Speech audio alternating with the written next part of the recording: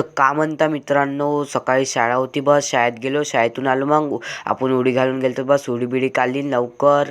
बस आंघोळ धुतली बस लवकरच. मग आपली ट्युशन होती.